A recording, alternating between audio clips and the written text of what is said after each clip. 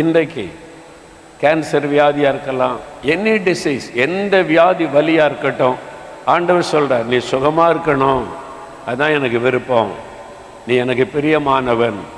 இன்றைக்கு சுகத்தை பெற்றுக்கொள்ளுவீங்க.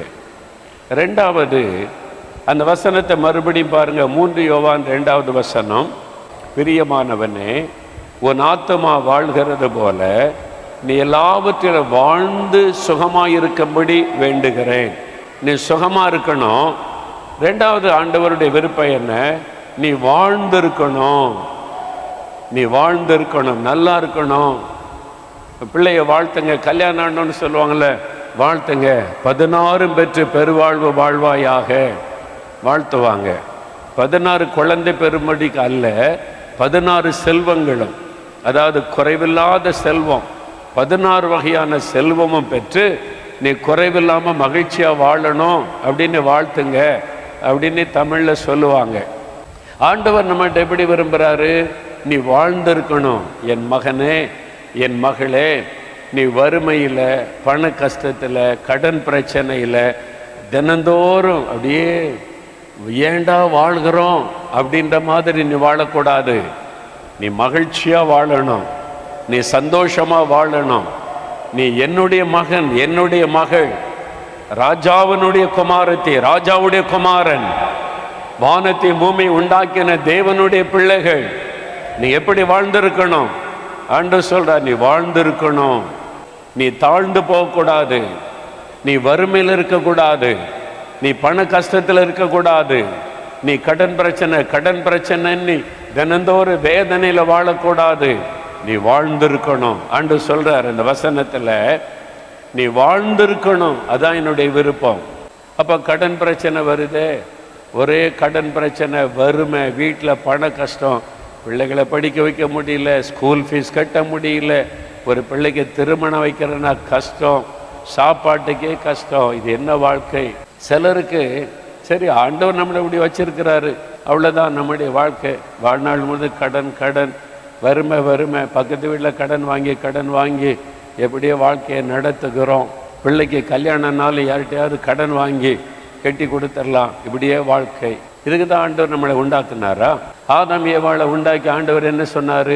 ஆதாம் ஏவாள் 2 பேரையும் உண்டாக்கி ஒரு தோட்டம், ஏதேன் தோட்டத்தில் எந்த குறையும் கிடையாது, எல்லா விதமான ஆசீர்வாதத்தையும் சம்பூரணமாக வச்சு, என் பிள்ளைகளே உங்களுக்கு ஒரு குறையும் இல்லை, ஆனால் நீங்கள் சோம்பேறியாக இருக்கக்கூடாது, ஒழுங்காக வேலை செய்யணும், தோட்டத்தை பராமரிக்கணும், பாதுகாக்கணும், இந்த வேலையை நீங்கள் செய்து நீங்கள் சந்தோஷமாக இருக்கணும், உங்களுக்கு ஒரு குறையுங்க கிடையாது, நல்லா சாப்பிடுங்க, நல்லா திருப்தியாக இருங்க, சந்தோஷமாக இருங்க, அதுக்கு தான் உங்களை நான் அந்த உலகத்தில் சிருஷ்டித்தேன்னு ஆண்டவர் சொன்னார். ஆனால் இவங்க பாவம் செய்து சாத்தானுடைய வார்த்தைக்கு கீழ்ப்படிந்து தேவனுடைய வார்த்தைக்கு கீழ்ப்படியாமல் போய் தங்களுக்கு சாபத்தை அவங்களே தேடிக்கிட்டாங்க. அதுக்கு பிறகுதான் வருத்தம், நிலத்தில் வேர்வை சிந்தி உழைக்கிற கஷ்டம், அதெல்லாம் அதுக்கப்புறம் தான் வந்தது. அப்போ ஆண்டவருடைய விருப்பம் என்ன? நீ வாழ்ந்திருக்கணும், கஷ்டமில்லாத நிம்மதியாக நீ வாழ்ந்திருக்கணும், உனக்கு பண கஷ்டமோ கடன் பிரச்சனையோ அதெல்லாம் இருக்கக்கூடாது, நீ சம்பரமமாக வாழ்ந்திருக்கணும், அதுதான் ஆண்டவருடைய விருப்பம். அப்படிதான் ஆண்டவர் ஆசீர்வதிக்க விரும்புகிறார். குறைவில்லாமல் உங்களை ஆசீர்வதித்து நடத்த ஆண்டவர் விரும்புகிறார். அப்போ அதான் ஆண்டவருடைய விருப்பம். இன்றைக்கு ஆனால் ஒரே கடன் பிரச்சனையாலாம் இருக்குது, வீட்டில் வறுமையாலாம் இருக்குது, ஒரு பணமே நிற்க மாட்டேங்குது, சம்பளமெல்லாம் கடனுக்கே போயிடுது, இது என்னங்க வாழ்க்கை அப்படின்னு சோர்ந்து போயிட்டீங்களா? இன்றைக்கு ஆண்டவர் அதை மாற்ற போகிறார். நீங்கள் வாழ்ந்திருக்கும்படி ஆசீர்வதிக்க போகிறார். நீங்கள் வாழ்ந்திருக்கணும். நான் உங்களை மேன்மையாய் வைக்க விரும்புகிறேன். ஆண்டவர் சொல்றார், நான் உங்களை மேன்மையாய் வைக்க விரும்புகிறேன். நீங்க வாலா இருக்கக்கூடாது, தலையா இருக்கணும். நீங்க கீழா இருக்கக்கூடாது, மேலா இருக்கணும். உங்களை உயர்ந்த ஸ்தானத்தில் வைக்க விரும்புகிறேன். அது ஆண்டவருடைய விருப்பம். அந்த ஆசீர்வாதத்தை தேவன் இன்றைக்கு உங்களுக்கு கொடுக்க போகிறார். இன்றைக்கு வறுமை ஒழிய போகிறாரு. வறுமை என்கிற சாபத்திலிருந்து ஒரு விடுதலை, கடன் பிரச்சனை என்கிற சாபத்திலிருந்து ஒரு விடுதலை. நீங்க நல்லா வாழ்ந்திருக்கணும், அதான் கர்த்தருடைய விருப்பம். ஆண்டவர் ஆசீர்வதித்த மனிதர்களை குறித்து வேதத்தில் நம்ம பார்க்கிறோம். ஆபிரகாம் எடுத்துக்கொள்ளுங்க.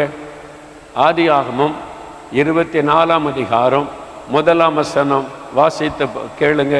ஆபிரகாம் வயது சென்று முதிர்ந்தவனானான்.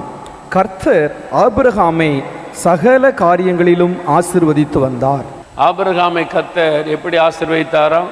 சகல காரியத்தில் ஆசீர்வாதம். வீட்டுக்குள்ள ஆசீர்வாதம், மிருக ஜீவன்களின் பலன்ல ஆசீர்வாதம். அவன் என்ன செய்தால் ஆசீர்வாதம்? அவன் எப்படி ஆசீர்வதிக்கப்பட்டிருந்தான் என்று 35ஆம் வசனத்தில் ஆபிரகாமுடைய வேலைக்காரர் சொல்றான் பாருங்க. கர்த்தர் என் எஜமானை மிகவும் ஆசீர்வதித்திருக்கிறார், அவர் சீமானாய் இருக்கிறார். கர்த்தர் அவருக்கு ஆடு மாடுகளையும் வெள்ளியையும் பொன்னையும் வேலைக்காரரையும் வேலைக்காரிகளையும் ஒட்டகங்களையும் கழுதைகளையும் கொடுத்திருக்கிறார். கர்த்தர் என் எஜமானை மிகவும் ஆசீர்வதித்திருக்கிறார். ஆபிரகாம் என் எஜமான் கர்த்தரை விசுவாசிக்கிறார். அவர் ஆண்டவர் ஆசீர்வதித்து உயர்த்தி வைத்திருக்கிறார். ஒரு குறை கிடையாது. ஆடு மாடு வேலைக்காரங்க வெள்ளி பொண்ணு சகல விதமான ஆசீர்வாதம் அதெல்லாம் ஆபிரகாமு கொடுத்தாருங்க. அதெல்லாம் நமக்கா அப்படின்னு கேட்டிங்கன்னா, கலாத்தியர் 3ஆம் அதிகாரம் 7வது வசனம் 9வது வசனம் நீங்கள் வாசித்தால் ஆண்டவர் சொல்கிறாரு, விசுவாச மார்க்கத்தார்கள் எவர்களோ அவர்களே ஆபிரகாமுடைய பிள்ளைகள் சந்ததி, அவர்கள் ஆபிரகாமுடனே ஆசீர்வதிக்கப்படுவார்கள். அப்படின்னா யார் யார் இயேசுவை விசுவாசித்து இயேசுவின் பிள்ளைகளாக மாறுவாங்களோ ஆபிரகாமை போல கர்த்தர் ஆசீர்வதிப்பார் என்று புதிய ஏற்பாட்டிலே வாக்கு கொடுக்கப்பட்டிருக்கிறார். ஆபிரகாமை போல நீங்க ஆசீர்வதிக்கப்பட போறீங்க. ஒரு குறைவில்லாம செழிப்பா நன்மையா அநேகருக்கு ஆசீர்வாதமா இருக்கும்படி கர்த்தர் உங்களை ஆசீர்வதிக்க விரும்புகிறார். நீங்க கடன் பிரச்சனையில தான் இருப்போம்னா ஆண்டவர் ஒன்றும் செய்ய முடியாது. தென்கொரியாவில் டாக்டர் பாலி அங்கிச்சோ அவரை பற்றி கேள்விப்பட்டிருக்கீங்கல்ல. நான் அவரை போய் நேரில் பார்த்துருக்கிறேன். கடந்த வருஷம்தான் அவர் கர்த்தரை எடுத்து கொண்டார். ஆண்டவருடைய ராஜ்யத்தில் அவர் போயிட்டார். ஆனால் பல வருஷமாக அவரை எனக்கு தெரியும். நான் போய் நேரில் போய் பார்த்து பேசியிருக்கிறேன். அவருடைய சபை ஊழியத்தெல்லாம் நான் பார்த்துருக்கிறேன். ஒரு சமயம் ஒரு அனுபவத்தை சொன்னார். அவர் ஊழியம் ஆரம்பித்த ஆரம்ப காலத்தில் ஒரு கிராமப்புறத்தில் டென்ட் சர்ச், அந்த சர்ச்சுக்கே பேர் டென்ட் சர்ச். கட்டடம் கட்ட காசு கிடையாது. பழைய டின் ஷீட்லாம் இருக்குல்ல, பழைய தகரம், அதெல்லாம் வச்சு கூரை போட்டு ஒரு சர்ச்சு கட்டியிருந்தார். கிழிஞ்ச பாய் விரிச்சிருந்தார். தென்கொரியா ரொம்ப குளிரான தேசம், ரொம்ப சில் வெதர் இருக்கும். சின்ன சர்ச்சு, அப்போ அதிகமாக கூட்டமாக வரமாட்டாங்க. மொத்தமே 3 பேர் தான் சர்ச்சில் ஆராதனைக்கு வர்றவங்க 3 பேர் தான். அந்த மாதிரி ஒரு சர்ச்சு அவருக்கு. காணிக்க வராது. அதனால் வாலிப வயசு பசி பட்டினி அதில் தான். அவர் சொன்னார், வாரத்தில் 6 நாள் ஃபாஸ்டிங். வாரத்தில் 6 நாள் என்னதான் ஃபாஸ்டிங், உபவாசம். அவர் சிரிச்சுக்கிட்டே சொன்னார், ஏன் ஃபாஸ்டிங் தெரியுமா? சாப்பிட்றதுக்கு காசு கிடையாது, அதனால் கம்பல்சரி ஃபாஸ்டிங். ஒரு நேரம் சாப்பாடு கிடைச்சா பெரிய விஷயம். அது மாதிரி கஷ்டப்பட்டு ஊழியம் செய்துக்கிட்டு இருந்தார். தென்கொரியா ரொம்ப குளிராக இருக்கும். குளிர் காலத்தில் குளிர் வாட்டி வதைச்சிரும். அதனால் ஷூ டை இதெல்லாம் கட்டாமல் வெளியே போக முடியாது. குளிருக்காக தான் அவங்க டை கட்டுறது, ஸ்டைலு கிடையாது. அது மாதிரி ஷூ இல்லாமல் போக முடியாது, குளிர். ஆனால் இவருக்கு ஷூ வாங்க கூட காசு கிடையாது. குளிரில் ரொம்ப கஷ்டப்படுவார். ஆனால் ஊழியம் உற்சாகமாக செய்வார். என்ன மரண படுக்கையிலேருந்து இயேசு அவருக்கு சுகம் கொடுத்திருந்தார். அவர் புத்த மதத்தை சார்ந்தவர். இயேசு அவருக்கு அற்புத சுகம் கொடுத்ததுனால இயேசு மேலே ரொம்ப அன்பு அவருக்கு. அதனால் ஊழியன்னா இப்படி தான், கஷ்டம் வறுமை பசி பட்டினி கஷ்டம் இப்படி தான் ஊழியம் செய்யணும் அப்படின்னு அவர் மனசில் அப்படி தான் எண்ணம். அதனால் அப்படியே வாழ்ந்து கொண்டு இருந்தார். அண்ணா கொஞ்சம் ட்ராக்ஸ்லாம் எடுத்துக்கிட்டு வீடு வீடாக போய் இயேசுவை பற்றி சொல்லுவார். அவங்கெல்லாம் புத்த மதத்தை சார்ந்தவங்க, இயேசுவை ஏற்றுக்கொள்ளுங்கன்னு வீடு வீடாக போவார். யாரும் கேட்க மாட்டேங்கிறாங்க, இவர் என்ன சொன்னாலும் கேட்க மாட்டேங்கிறாங்க. ஒரு நாள் ஒரு வீட்டுக்கு போனார். அவர் சொன்னது நடந்த சம்பவம், என் வாழ்க்கையை புரட்டி போட்ட ஒரு சம்பவம், என் ஊழியத்தையே புரட்டி போட்ட சம்பவம்னு அவர் சொன்னார். பக்கத்து தெருவில் இருக்கிற ஒரு ஏழை வீட்டுக்கு போய் கதவை தட்டினார். ஒரு அம்மா அந்த கதவை திறந்தாங்க. என்னது, வாட் யூ வாண்ட், உனக்கு என்ன வேணும்னு கேட்டாங்க. அவர் கைப்பறதை நீட்டி, இயேசு உங்களை நேசிக்கிறாரு, நான் இயேசுன்ற கடவுளை பற்றி உங்களுக்கு சொல்ல வந்திருக்கிறேன் அப்படின்னு சொன்ன உடனே வாசலில் நிற்க வச்சு, இயேசுவா புதுசாக இருக்க? நாம இயேசு நமக்காக உலகத்தில் வந்த கடவுள், அவர் நமக்காக மரித்து உயிர்த்தெழுந்தார், அவரை சொல்ல வந்திருக்கிறேன்ன உடனே அந்த அம்மா கேட்டாங்க, என் கணவர் குடிகாரனாந்து குடிச்சு சம்பளத்தில் ஒரு பைசா வீட்டுக்கு கொண்டு வர்றதில்லை, அதனால் நாங்கள் தரித்திரத்தில் இருக்கிறோம், வறுமை, சாப்பிட்றதுக்கு அடுத்த நேரம் சாப்பிட வீட்டில் அரிசி இல்லை, ரொம்ப கஷ்டம், எனக்கு ஒரு வேலை கிடைச்சாலாவது என் பிள்ளைகளை நான் காப்பாற்றுவேன், எனக்கும் வேலை இல்லை, என் பிள்ளைகளை ஸ்கூலுக்கு அனுப்ப முடியல, காசு இல்லை, சாப்பாடே கொடுக்க முடியல, என் பிள்ளைகள் பாரு அப்படியே பசியில் வாடி வதங்கி இருக்கிறாங்க, நீ சொல்கிற இயேசு கிறிஸ்து என் கணவரை மாற்றுவாரா, எனக்கு ஒரு வேலை தருவாரா, என் பிள்ளைகளை படிக்க வைப்பாரா, என் பிள்ளைகளுக்கு சாப்பாடு கொடுப்பாரா அப்படின்னு கேட்டாங்க. இவர் பார்த்தாரு, நமக்கே சாப்பாட்டுக்கு வழி இல்லாமல் கஷ்டப்பட்டுக்கிட்டு இருக்கிறோம், இந்த அம்மா இயேசு என்னடான்னா சாப்பாடு தருவாரா படிக்க வைப்பாரான்னு கேட்குறாங்களே, என்ன சொல்கிறது? உடனே இவர் சுதாரித்துக்கிட்டு சொன்னார், அதெல்லாம் இந்த உலகத்துக்குரியது, இயேசு நமக்கு பரலோகத்தில் பெரிய வீடு கட்டி வச்சிருக்கிறாரு, தங்கத்தில் ரோடு போட்டு வச்சிருக்கிறாரு, அங்கே அப்படியே தங்கம் ஜொலிக்கும் பரலோகத்தில், அங்கே போனால் தங்கத்தில் கிரீடெல்லாம் ஆண்டவர் நமக்கு தருவார், பரலோகத்தில் பெரிய வீடு கட்டி வச்சிருக்கிறாரு, இந்த உலகெல்லாம் நிரந்தரம் கிடையாது, இங்கே இருக்கும்போது கஷ்டம்தான், ஆனால் பரலோகம் இயேசு தருவார், அங்கே போயிட்டா இதெல்லாம் போயிடும் பார்த்தீங்களா, சந்தோஷமாக இருக்கலாம் அப்படின்னு பரலோகத்தை பற்றி சொல்ல ஆரம்பித்தாரா. அந்த அம்மா சொன்னாங்க, பரலோகத்தில் எனக்கு அரண்மனை கட்டி வச்சிருக்காரா, தங்கத்தில் ரோடு போட்டிருக்காரா, அந்த தங்கத்தில் கொஞ்சம் எடுத்து இப்போ தரலாம்ல, பிள்ளைக்கு சாப்பாடு கொடுக்க வழி இல்லை, பிள்ளைகளை படிக்க வைக்க வழி இல்லை, என் பிள்ளைகளுக்கு ஒரு ஜாமான் வாங்கி கொடுக்க வழி இல்லை, உன் கடவுள் எனக்கு சாப்பாடு தர மாட்டார், ட்ரெஸ்ஸு தர மாட்டார், பிள்ளைகளை படிக்க வைக்க மாட்டார், பரலோகத்தில் எனக்கு பங்களா இருந்து என்ன பிரயோஜனம், ஓடியே போயிரு, இந்த கடவுளை பற்றி சொல்ல வந்து அவ்வளோதான் நீ விரட்டி விட்டாங்க, வெளியே போடான்னு கதவை மூடிட்டாங்க. இவர் ரொம்ப சோர்ந்து போய் சர்ச்சுக்கு வந்தார், நானே சாப்பாடு இல்லை, ட்ரெஸ்ஸு சரியாக இல்லைன்னு கஷ்டப்பட்டுக்கிட்டு இருக்கிறேன், அந்தம்மா என்னடான்னா பிள்ளைகளை படிக்க வைப்பாரா, ஷூ தருவாரா, சாப்பாடு தருவாரான்னு கேட்குது. நேரம் ஆண்டவர்கிட்ட வந்து முழங்கால் போட்டார், என்ன ஆண்டவரே, உங்கள் சுவிசேஷத்தை தானே நான் போய் சொல்கிறேன், தேவனுடைய ராஜ்யத்தை தேடுங்க, பரலோகத்துக்கு வாங்கன்னு தானே சொன்னீங்க, அதைத்தானே சொல்கிறேன், நான் உலக காரியம் முக்கியம் இல்லை, எதுக்கு கவலைப்படுற, அந்த பரலோகத்துக்கு போகலாம் அதானே சொல்ல சொன்னீங்க, அதானே சொல்கிறேன், யாரும் ஏற்றுக்கொள்ள மாட்டேங்கிறாங்க அப்படின்னு சர்ச்சில் வந்து ஆண்டவர்கிட்ட பேசினாராம். அப்போ ஆண்டவர் இறங்கி வந்து பேசினார், மகனே, நீ என்னை குறித்து தவறான எண்ணம் வைத்திருக்கிறாய், நீயே என்னை புரிந்து கொள்ளலை, நீயே என்னை சரியா அறிந்து கொள்ளலை, நீ என்னை குறித்து தவறான எண்ணம் வைத்திருக்கிறாய், பரலோகத்திலே என் பிள்ளைகளுக்கு நான் வீடு ஆயத்தம் பண்ணி கொண்டிருப்பது உண்மை, பரலோகத்தில் எல்லாமே தங்கமயமாக வைத்து என் பிள்ளைகளுக்கு கிரீடம் கொடுத்து கனப்படுத்த போவது உண்மை, அதே சமயத்தில் இம்மையிலும் நான் அவர்களை ஆசீர்வதிக்கிற தேவன், இம்மையிலும் நான் அவருடைய குறைவுகளை நிறைவாக்குகிற தேவன், இம்மையிலும் என் பிள்ளைகளை ஆசீர்வாதமாய் வைக்கிற தேவன், நீ கஷ்டப்படு, வறுமையில் இரு, பசிப்பட்டினில இரு, பரலோகத்துக்கு வந்து சேரு அப்படி நான் சொல்லவில்லை.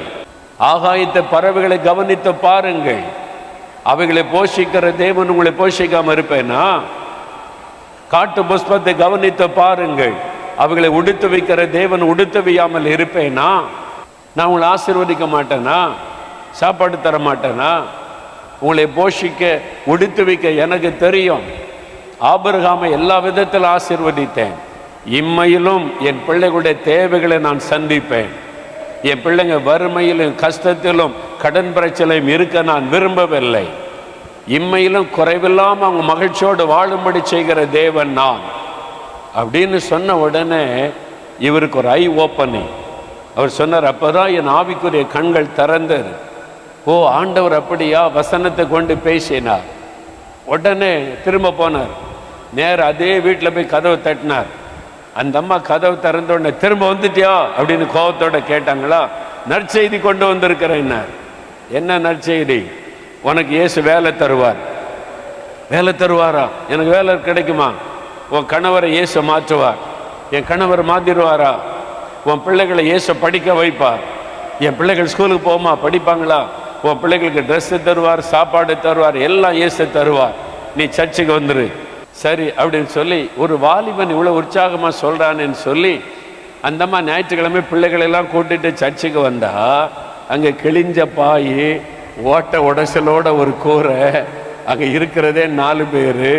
என்னம்மா பார்த்தாங்களா, இந்த சர்ச்சே இப்படி இருக்குது, இதுவே இப்படி இருக்குது, இந்த இயேசு ஆசீர்வதிப்பார்னு வேற இந்த தம்பி சொல்றானே. ஆனால் அந்த அம்மா நினைச்சதான் இந்த வாலிபன் எவ்வளவு உற்சாகமா விசுவாசத்தோட இயேசு ஆசீர்வதிப்பான்னு சொல்றானே, அதனால நம்ம இந்த சர்ச்சுக்கு வரலனால்னு தொடர்ந்து அந்த அம்மா வந்தாங்க, இயேசுவை ஏற்றுக்கொண்டாங்க. கணவர் ரட்சித்து சர்ச்சுக்கு வர ஆரம்பித்தார். இந்த அம்மாவுக்கு ஆண்டவர் வேலை கொடுத்தார். பிள்ளைகள் படிக்க ஆரம்பிச்சாங்க. ஆசீர்வாதம், சபை வளர ஆரம்பித்தார். அப்ப இயேசு கிறிஸ்து கிட்ட போனா வெறும் ரட்சிப்பை மாத்திரம் அல்ல, ஆண்டவர் நம்மை வாழ வைப்பார் என்கிற எண்ணம் எல்லாருக்கும் உண்டாக ஆரம்பித்தார். அல்லேலூயா சொல்லுங்க, அல்லேலூயா. எல்லாருக்கும் உண்டான, அதனால சபை வளர ஆரம்பித்தார்.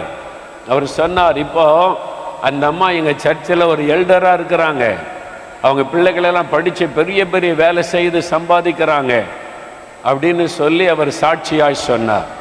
அல்லேலூயா. ஆரம்பத்தில் ஒரு சர்ச்சை நடத்தும் போது மெத்தடிஸ்ட் சர்ச்சு, பிரஸ்பெரிட்டேரியன், ஆங்கிலிக்கன், பெரிய பெரிய சபைகள், நிறைய சபைகள், பணக்காரங்கெல்லாம் மெத்தடிஸ்ட் சர்ச்சு போயிடுவாங்களாம், படித்தவங்கெல்லாம் பிரஸ்பெரிட்டேரியன் சர்ச்சுக்கு போயிடுவாங்களாம். ஏழைகள், தரித்திரம், அது மாதிரி ஆட்கள் இருந்தால் அங்கே ஒரு ஆள் கொட்டடிச்சுக்கிட்டு இருக்கான், போ பாட்டு பாடுவான் அல்லேலூயா சொல்லிட்டு, அது மாதிரி இவர் சர்ச்சுக்கு எல்லாம் ஏழைகள் தான் வருவாங்களாம். ஆண்டவர் இவர் பார்த்தார, நமக்கு ஆண்டவர் எல்லாம் ஏழைகளாக தர்றாரு அப்படின்னு, காணிக்க தராத ஆட்களாக தர்றாருன்னு. ஆண்டவர் சொன்னாரா, இவங்களை நீ ஆசீர்வதித்து ஜெபம் பண்ணு, ஆபிரகாமின் ஆசீர்வாதம் இவங்களுக்கு உண்டாகட்டும், ஆபிரகாமை போல இவங்களை ஆசீர்வதிங்க, என்னை ஒவ்வொரு ஆராதனையிலும் பிளஸ் பண்ணு.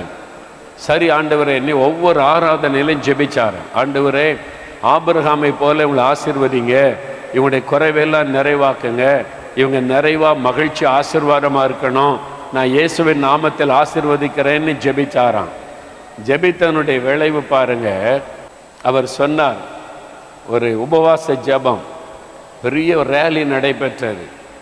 அதில் பணக்காரங்க எல்லாம், அவருடைய சர்ச்சில் இருக்கிற பணக்காரங்க.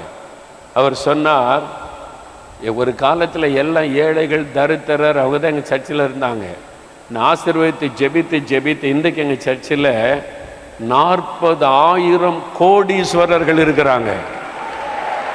கோடீஸ்வரர், மில்லனியர்ஸ், கோடீஸ்வரங்க 40,000, 1-2 இல்லை, 40,000 கோடீஸ்வரங்க இருக்கிறாங்க. எல்லாம் பெரிய பெரிய டாப் பிஸ்னஸ் பீப்புள், எல்லாம் அவருடைய சர்ச்சை விசுவாசிகள். பார்த்தீங்களா, ஆண்டவர் அப்படி தான் உங்களை ஆசீர்வதிக்க போறார்.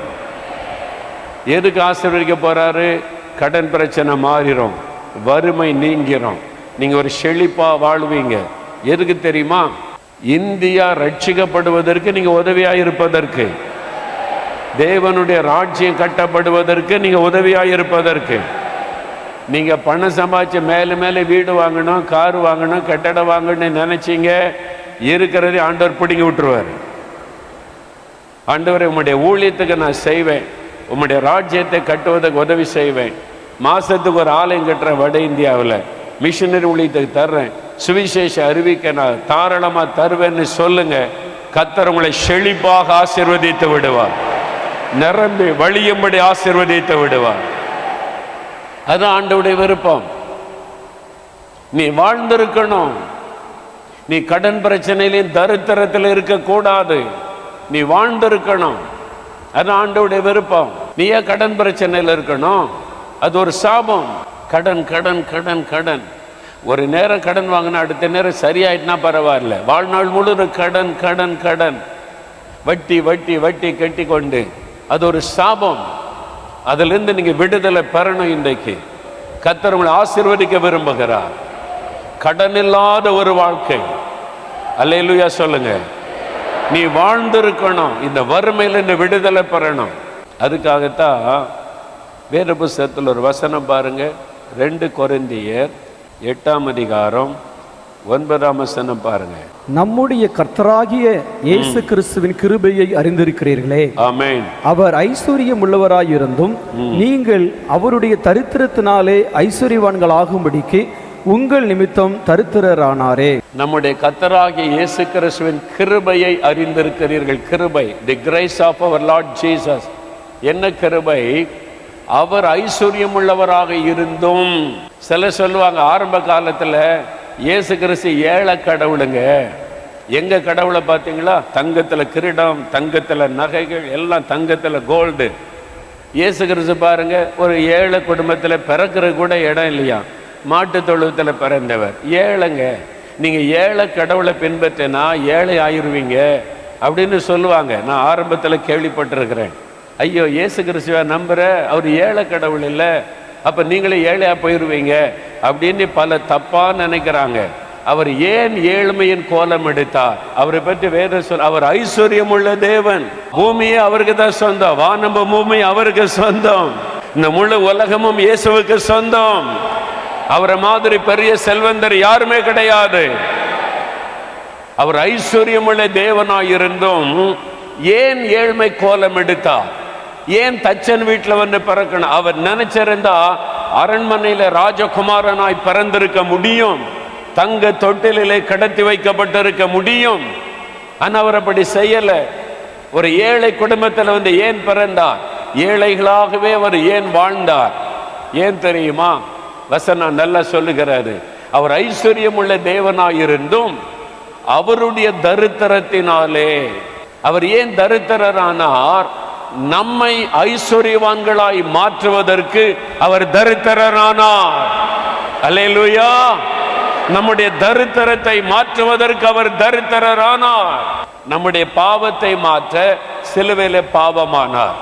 நம்முடைய சாபத்தை மாற்ற அவர் சிலுவையிலே சாபமானார். நம்மை உயர்த்த சிலுவின் மரணபரியந்த தம்மை தாழ்த்தினார். நமக்கு விடுதலை கொடுக்க சிலுவையிலே கட்டப்பட்டவராய் தொங்கினார். நம்முடைய தரித்திரத்தை மாற்ற அவர் ஏழ்மை கோலம் எடுத்து வந்தார். அவர் ஐஸ்வர்யம் உள்ள தேவன். ஆனால் ஏன் தரித்திரரானார்? நம்முடைய தரித்திரத்தை மாற்றுவதற்கு. அதுக்குத்தான் அவர் ஏழ்மை கோலம் எடுத்தார் என்று வசனம் சொல்லுகிறாரு. அதனால அவர் ஏழை கடவுள் கிடையாது. அவர் ஏழை கடவுள் இல்லை, அவர் ஆசீர்வதிக்கிறதுல பெரிய தேவன் என்பதற்கு இந்த தேவனுடைய கூடாரமே ஒரு சாட்சியா இருக்கிற. இத்தனை கோடிக்கு அவர் கட்டி இருக்கிறாரு. யார்கிட்ட காணிக்க கேட்கலையே, உங்களை ஆசீர்வதிக்க போகிறார். ஆனா நீங்க என்ன சொல்லணும்? ஆண்டவரே, என் கடை, என் வியாபாரம், என் ஆபீஸ், என் பிஸ்னஸ், என் காரு, எனக்கு உண்டான எல்லாமே உங்களுக்கு சொந்தம். நான் இந்த உலகத்தில் சந்தோஷமாக வாழ்றதுக்கு எனக்கு தந்திருக்கிறீங்க, அவ்வளவுதான். இதெல்லாம் உம்முடைய கிருபை, உம்முடைய நாம மகிமைக்காக நான் பயன்படுத்துவேன் அப்படின்னு சொல்லி பாருங்க. ஆண்டவர் தந்துக்கிட்டே இருப்பார். இது நான் சம்பாதிச்சது, இது நான் கஷ்டப்பட்டது, இது நான் உழைச்சி சம்பாதிச்சது, இது எனக்கு ஒரு இந்த நான் சுயம் இருந்தா நீ தானே சம்பாதிச்ச, நீயே பார்த்துக்க, கடன் பிரச்சனை வந்தா நீயே பார்த்துக்கன்னு கைவிட்டுருவார். அவரை முன்னால வைங்க, இதெல்லாம் உங்களுக்கு சொந்தம், நீங்க தந்தது, உமக்கு ஸ்தோத்திரம். ஆண்டவர் உங்களுடைய தரித்திரத்தை மாற்றி உங்களை வாழ வைக்க போகிற ஆண்டவர். நீ வாழ்ந்திருக்கணும், நீ தரித்திரத்தில் இருக்கக்கூடாது, நீ வாழ்ந்திருக்கணும் ஆண்டவர் சொல்லுகிறார். அது ஆண்டவருடைய வாக்குத்தத்தம். சரி, நல்ல சுகமா இருக்கணும், வியாதி இல்லாம ஆரோக்கியமா இருக்கணும். ரெண்டாவது, தரித்திரம் வறுமை இல்லாம நீ வாழ்ந்திருக்கணும். அதுக்கு ஒன்று செய்யணும். நான் உன்னை ஆசீர்வதிக்கணுமானா ஒரு கண்டிஷன். அந்த வசனம் மறுபடியும் பாருங்க, 3 யோவான் 2ஆம் வசனம். பிரியமானவனே, உன் ஆத்துமா வாழ்கிறது போல நீ எல்லாவற்றிலும் வாழ்ந்து சுகமாயிருக்கும்படி வேண்டுகிறேன். நீ நல்ல சுகமா இருக்கணும், நீ நல்லா வாழ்ந்திருக்கணும், தரித்திரம் வறுமையில் இருக்கக்கூடாது. அதுக்காக பெரிய பணக்காரன் ஆக்கி 4 கார் தருவாரு, 10 வீடு தருவார் நினைக்கூடாது. ஆண்டவருடைய ஆசீர்வாதம் எப்படிப்பட்டதா இருக்குன்னு சொன்னா, 23ஆம் சங்கீதம் 1ஆம் வசனம், கர்த்தரின் மேய்ப்பராய் இருக்கிறார், நான் தாழ்ச்சி அடையேன். The Lord is my shepherd, I shall not want. அப்படின்னா என்ன அர்த்தம்? கர்த்தரின் மேய்ப்பராய் இருக்கிறதுனால எனக்கு எந்த தேவையும் இல்லை. ஐ ஷல் நாட் வாண்ட் அப்படின்னா என்ன அர்த்தம்? நம்முடைய எல்லா தேவைகளையும் ஆண்டவர் சந்திப்பார். அல்லேலூயா. அவசியமானது எல்லாம் ஆண்டவர் தருவார், ஆடம்பரத்தை தரமாட்டார். ஆண்டவர் ஆசீர்வதிப்பான்னு சொன்னோடனே ஆடம்பரத்தை தரமாட்டார், அவசியமானதை தருவார். ஆமென் சொல்லுங்க. அவசியமான ஆசீர்வாதத்தை தருவார், ஆடம்பரமானதை தரமாட்டார். ரெண்டுக்குள்ள வித்தியாசத்தை புரிந்து கொள்ளுங்க. கர்த்தர் ஆசீர்வதிப்பார் ஆசீர்வதிப்பார்ன உடனே காலை தலைக்கு மேலே தூக்கப்படாது. எது உங்களுக்கு அவசியமோ அதை கர்த்தர் தருவார். ஆண்டவர் எனக்கு ஒரு பெரிய அரண்மனை மாதிரி வீடு கட்டி தரணும், அவரால் தர முடியும். 10 ரூமு, என்ன பெரிய ரூமெல்லாம் வச்சு, உங்களுக்கு ஸ்விம்மிங் பூல்லாம் வச்சு அவங்கள மாதிரி கர்த்தரை ஆசீர்வதிக்கணும், அவரால் தர முடியும். ஆனால் அது அவங்களால பெருக்கி கூட்டி சுத்தமாக வைக்க முடியுமா? உங்களுக்கு கஷ்டம், அதனால தான் தரமாட்டார். 2 ரூம் உள்ள சின்ன வீடு இருந்தால் நீ சந்தோஷமாக வாழலாம். இல்லைன்னா துடைக்கிறதுலே உன் முதுகு எலும்பெல்லாம் உடைஞ்சி போயிடும், சும்மா இரு. அவருக்கு தெரியும்ல, எனக்கு BMW கார் தான் ஆண்டவர் தரணும், தந்துருவார். அப்புறம் பெட்ரோல் போடுறதுக்கு காசு இல்லாமல் கார் வீட்டிலேன்னு சும்மா நிற்கும். அவருக்கு எதை தந்தா நீங்கள் சந்தோஷமாக இருப்பீங்கன்னு அவருக்கு தெரியும். எதை தந்தா உங்களுக்கு போதும் என்பது அவருக்கு தெரியும், அதை உங்களுக்கு தருவார். அல்லேலூயா சொல்லுங்க. ஆண்டவர் ஆசீர்வதிக்கிறார்னா உடனே வீட்டுக்கு போய் பார்த்த உடனே கார் வீட்டுக்கு முன்னால நிற்கும் அப்படின்னு பார்க்காருங்க. காரை துடைக்கிற கூட உங்களுக்கு டைம் இருக்காது. அதெல்லாம் அப்புறம் உங்களுக்கு வேண்டாத பாரம் ஆயிரும். ஏண்டா இதை கேட்டோம் ஆண்டவர்கிட்ட, துடைக்கிறதுக்குள்ளே நம்ம இதெல்லாம் பெண்டு கலண்டுருது. உனக்கு ஒரு பைக் இருந்தால் போதும், நீ சந்தோஷமாக வாழ முடியும். உன் வாழ்க்கைக்கு என்ன பைக்கு தான் தருவார். அவருக்கு தெரியும், அவர் சர்வ ஞானமுள்ள தேவன். உனக்கு எது கொடுத்தா உனக்கு சரியா இருக்குன்னு ஆண்டவருக்கு தெரியும். அவனுக்கு பெரிய கார் கொடுத்துருக்காரு, அவன் பிஸ்னஸ் மேன், அவன் பிஸ்னஸ் பண்ணுறான். அவனுக்கு தூங்குற கூட நேரம் கிடையாது. காலையில் 5 மணிக்கு போய் பிஸ்னஸ் பண்ணுறான், ராத்திரி 11 மணி வரைக்கும் உழைக்கிறான், அதுக்காக பிரயாசப்படுறான். அது அவனுக்கு கொடுத்த காரியம். ஒன்னால் அதை செய்ய முடியாது. ஒன்னால் செய்ய முடிஞ்சது 9 மணிக்கு ஆஃபீஸுக்கு போவேன், 5:30 மணிக்கு வீட்டுக்கு வருவேன். இதுதான் ஒன்னால் செய்ய முடியும். அதுக்கு உனக்கு ஒரு குட்டி கார் இருந்தால் போதும். நீ எதுக்கு அதுக்கு ஆசைப்படுற? நீங்க ஆசைப்படுவதை தேவன் தரமாட்டார், அவசியமானதை கர்த்தர் தருவார். அது ஆண்டவர் கொடுக்கிற ஆசீர்வாதம். அதை புரிந்து கொள்ளுங்க. 78ஆம் வருஷம் 44 வருஷத்துக்கு முன்னால் இந்த ஊழியம் ஆரம்பிக்கப்பட்ட போது கர்த்தர் எங்களுக்கு வேன் கொடுத்தாரா, கார் கொடுத்தாரா, இந்த கட்டடம் கொடுத்தாரா? ஒண்ணுமே கிடையாது. அப்பன் தந்திருந்தா என்ன ஆயிருக்கும்? மோகலாஸ் தலைகளை நின்று இருப்பாரு. ஆண்டவர் பார்த்தார், இவனை தலைகளை நிறுத்தப்படாது, ஒழுங்கா கொஞ்சம் கொஞ்சமா கொடுத்தாதான் ஒழுங்கா வருவா. முதல்ல செகண்ட் ஹேண்ட் சைக்கிள் தான் எனக்கு தந்தார். செகண்ட் ஹேண்ட் சைக்கிள் 300 ரூபாய்க்கு. 2வது பழைய சைக்கிள் தான் முதல்ல எனக்கு ஆண்டவர் தந்தார். அதுக்கு எவ்வளோ நாள் ஜெபம் பண்ணி எனக்கு ஒரு சைக்கிள் கொடுங்க, சைக்கிள் கொடுங்க, சைக்கிள் கொடுங்கன்னு 300 ரூபாய்க்கு செகண்ட் ஹேண்ட் சைக்கிள் கொடுத்தார். அப்புறம் அதை வச்சு தான் 1 வருஷம் 2 வருஷம் போன அப்புறம் ஆண்டவர் ஒரு புது சைக்கிள் தாங்க, புது சைக்கிள் தாங்க. சரி, இப்போ சரியாயிட்டான், புது சைக்கிள் வச்சுக்க, புது சைக்கிள். அப்புறம் ஆண்டவரே நாங்கள் ஊழியம் செய்கிறோம், எங்களுக்கு ஒரு வேன் கொடுங்க, வேன் கொடுங்க, வேன் கொடுங்க. அப்புறம் ஒரு வேன் கொடுத்தார். எத்தனை வருஷம் கழிச்சு தெரியுமா? உடனே இல்லை. இன்னைக்கு ஊழியத்துக்கு வந்த உடனே எல்லாம் ஆண்டவர் தந்துடணும், அப்படியே மேஜிக் மாதிரி வந்துடணும். அப்படிலாம் தரமாட்டார். அவருக்கு தெரியும் உங்கள் மைண்டை சரிப்படுத்தணும். நீங்கள் மைண்டில் சரியானாதான் அந்த ஆசீர்வாதத்தை நீங்கள் வச்சுக்கொள்ள முடியும். இல்லைன்னா இருக்கிற ஆசீர்வாதத்தை இழந்து போயிடுவீங்க. ஒன்னொன்னா தருவார். உங்களுடைய விசுவாசம், உங்களுடைய அர்ப்பணிப்பு, கர்த்தருக்கு எவ்வளவு தூரம் கொடுக்குறீங்க, ஆண்டவருக்கு எவ்வளவு முக்கியத்துவம் கொடுக்குறீங்களோ அந்த அளவு தான் கர்த்தர் ஆசீர்வாதம் தந்து கொண்டே இருப்பார். அல்லேலூயா. எடுத்த உடனே 1 கோடிக்கு ஒரு பெரிய சூப்பர் மார்க்கெட் வச்சுக்க அப்படின்னு கர்த்தர் காசு தருவாரா? தரமாட்டார். அவன்கிட்ட எவ்வளோ இருக்குது? ஒரு 5 லட்ச ரூபா மிச்சம் பிடிச்சு வச்சிருக்கிற ஆண்டவர். அப்படியா? சரி, ஒரு 10 லட்ச ரூபா தர்றேன், ஒரு கடை ஆரம்பி. நீ அதில் கடினமாக உழைச்சி உண்மையாக இருந்து கர்த்தருக்கு நேரம் கொடுத்து கர்த்தருக்கு காணி கொடுத்து உண்மையாக இருந்தால் அதை பெருக பண்ணுவார், பெருக பண்ணுவார். அப்புறம் தான் சூப்பர் மார்க்கெட் தருவார். எடுத்த உடனே எல்லாம் தந்துட்டா நீங்க தலைகீழ நின்று இருக்கிறதெல்லாம் கெடுத்துருவீங்கன்னு அவருக்கு நல்லா தெரியும். அதனால ஆசீர்வாதம் 1 by 1 கர்த்தர் தருவார். ஆமென் சொல்லுங்க. நீங்க ஆண்டவரை எந்த அளவுக்கு நெருங்குறீங்களோ உன் ஆத்மா வாழ்கிறது போல, அதான் வசனம் கவனிங்க, உன் ஆத்மா வாழ்கிறது போல உன்னை ஆசீர்வதிப்பேன். அப்ப உங்களுடைய ஆவிக்குரிய வாழ்க்கை, உங்களுடைய ஆவிக்குரிய வாழ்க்கையில எந்த அளவிற்கு நீங்க கர்த்தரோட நெருங்குறீங்களோ அந்த அளவு தான் கர்த்தர் உங்களை ஆசீர்வதிப்பார். அதனால தான் மத்தேயு 6:33 முதலாவது தேவனுடைய ராஜ்யத்தையும் அவருடைய நீதியையும் தேடுங்கள், அப்பொழுது இவைகள் எல்லாம் உங்களுக்கு கூட கொடுக்கப்படும். அப்ப முதலாவது எதை தேடணும்? தேவனுடைய ராஜ்யம். பரலோகத்துக்கு போகணும், ஆண்டவரோடு இருக்கணும், வருகையில் நான் காணப்படணும், அதுக்கு ஏற்றபடி நான் ஜெபிக்கணும், பரிசுத்தமா இருக்கணும், பைபிள் வாசிக்கணும், ஆண்டவருடைய ஊழியம் செய்யணும். முதலாவது பரலோக ராஜ்யத்திற்குரியதை தேடுங்க, இதெல்லாம் உங்களுக்கு கூட கொடுக்கப்படும். வருமானம் வரும், வேலை வரும், பிசினஸ் வரும், ஆசீர்வாதம் வரும், எல்லா பிரச்சனை நீங்கும், வீடு கொடுப்பார், காரு கொடுப்பார், ஆசீர்வதிப்பார். எந்த அளவு நீங்கள் பரலோக ராஜ்யத்திற்கு முக்கியத்துவம் கொடுப்பீங்களோ, எந்த அளவுக்கு ஆவிக்குரிய காரியத்தை தேடுவீங்களோ அந்த அளவு தான் கர்த்தர் ஆசீர்வதிப்பார். உன் ஆத்மா வாழ்கிறது போல, அந்த வசனம் பாருங்க, உன் ஆத்மா வாழ்கிறது போல நான் உன்னை ஆசீர்வதித்து வாழ வைப்பேன். அப்ப நீங்க எதுல கவனம் செலுத்தணும்? ரட்சிக்கப்படணும், அபிஷேகம் பெறணும், வரங்களை பெற்றுக்கொள்ளணும், இன்னும் தேசத்துக்காக ஜெபிக்கணும், இன்னும் இயேசுவை பற்றி மற்றவங்களுக்கு சொல்லணும், தேவனுடைய ராஜ்யத்தை கட்டணும், பரலோக ராஜ்யத்துக்கு ஆத்மாக்களை கொண்டு போகணும், பரலோகத்துல பொக்கிஷத்தை சேர்த்து வைக்கணும்.